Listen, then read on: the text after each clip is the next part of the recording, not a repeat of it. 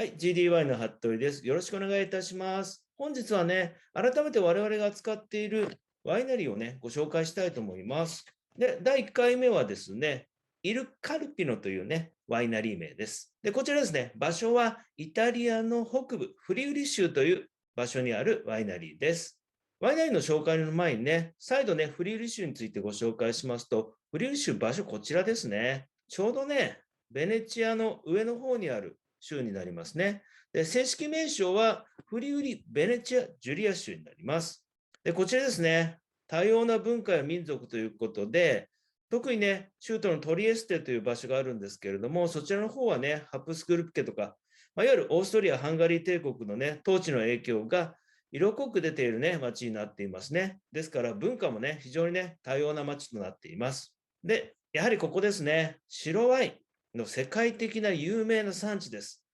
もう現地イタリアに行くとね、どこが白ワインの有名産地かって言ったらもう振り売りっていうのは多分外せないと思いますね。それくらい有名です。で、あともう一つね、皆様ね、パルマハムとかってよく聞いたことあると思うんですけれども、イタリアの最高級の生ハムは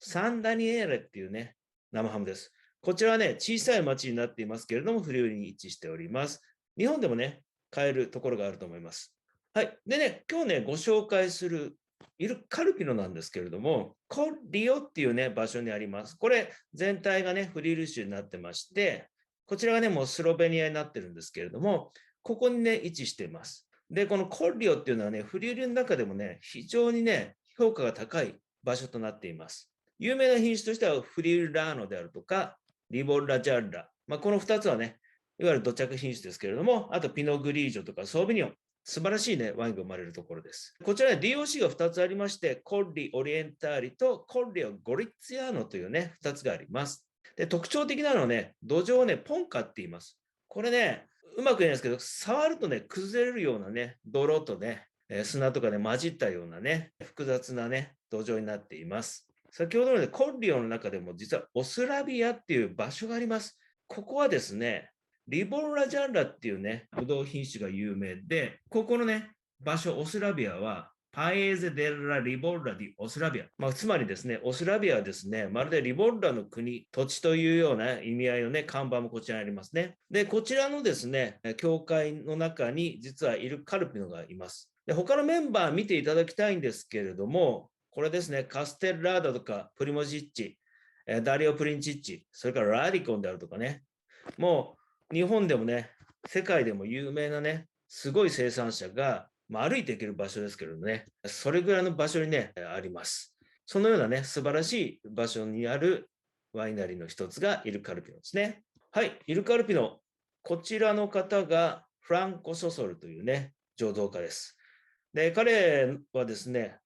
87年にですね、ヴィンテージをリリースしていますけれども、1世代でね、築き上げたワイナリーですね。で、家族経営ですので、フランク・ソソルの他にですね、妻はですね、アンナさんですね。それから息子ですね、こちらはマヌエルというんですけれども、彼はね、本当に今、中心となってね、畑仕事をしています。それから娘のナイケですね。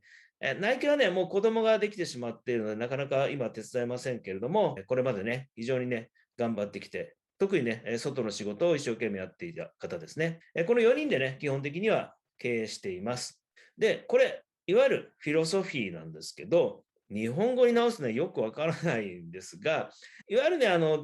自然に作ったもの、そしてその場所で取れる、いわゆるフランス語はテロワールって言った方がいいですかね。その特徴的なそのワインをですね、いろいろなところに世界中を届けますと。その中で、我々の日本に来たものが、その土地とか畑をね、思い浮かべるような、ブドウのね、果実味が、本当にその場所をね、思い浮かべるようなね、ワインをね、作るというのがね、彼のね、フィロソフィーとなっています。こちらね、このね、右の写真がね、イルカルピのここです。上から見た写真なんですけども、これはね、こういうふうにね、段々畑というかね、丘になっています。でその丘の上に、イルカルピノがあります。で、2つのね、シリーズが基本的にあります。ビーナルンク。これはね、どちらかというと、フレッシュタイプのものですね。ステンレスのみを使って、ブドウのね、良さを素直に表現しているものです。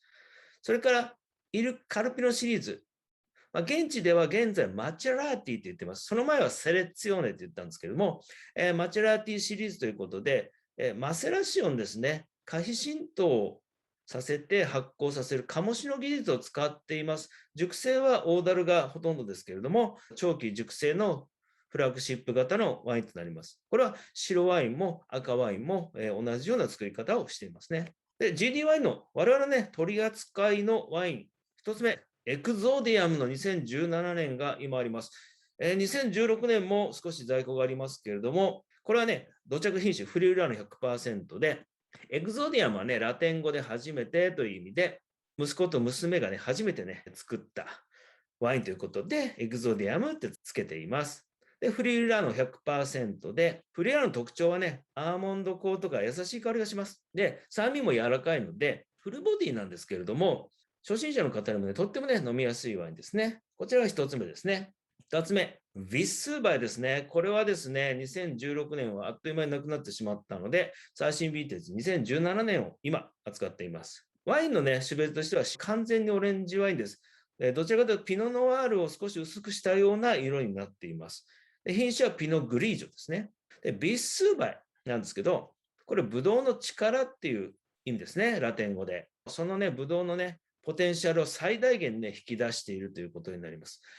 でこちらはね、前菜でもいいですけれども、メインのね、ジーベイとかにね、とっても合うね、ワインです。はい、3つ目がですね、リボンラジャンラ、ビーニャルンクっていうね、ビーニャルンクシリーズです。こちらはね、ステンレスのみでね、作ったワインで、ブドウのね、果実味とかフレッシュさをね、大事にするような作り方になっています。で今、ヴィンテージ2018年になります。で、こちらね、リボンラジャール 100% を使っていますけれども、やはりね、リボンラジャールといえば、先ほどね、コンリオという場所のオスラビアではね、もうリボンラっていうのはもう外せない魂のようなね、ブドウの品種ですので、それを使ったね、ワインですね。で、このリボルジャーラはね、なんといってもね、そのね、ミネラル感であるとか酸味、酸味がね、伸びやかなんですね。こちらが特徴的なワインですね。はい、4つ目ですね。ロッソカルピノということで、赤ワインです。で、品種がですね、メルロー 80%、カベルネ・ソービニョンが 20% です。メルローというとね、カベルネ・ソービニョンもそうなんですけれども、世界的な品種ですよね。いわゆる国際品種って言われているものですけれども、このフリウリのね、土地では、この2つに関してはですね、昔から作られてますので、彼らとしてはあまり国際品種っていう感覚は少ないかもしれません。で、そこで作ったワインで、ロッソカルピノっていうぐらいですから、カルピノのね、名前をね、冠している上級ワインということで、18ヶ月、樽熟成して48ヶ月瓶内の長期熟成型です。これね、48ヶ月をわざとしているわけではなくって、先ほどのね、フランコがですね、やはりいいと思わないと市場に出しません。で、去年あたりにやっとですね、美味しくなってきたというところでリリースされたワインですね。素晴らしいね、フルボディのワインとなっています。これでね、イルカアルピオンの説明を終わります。ありがとうございました。失礼いたします。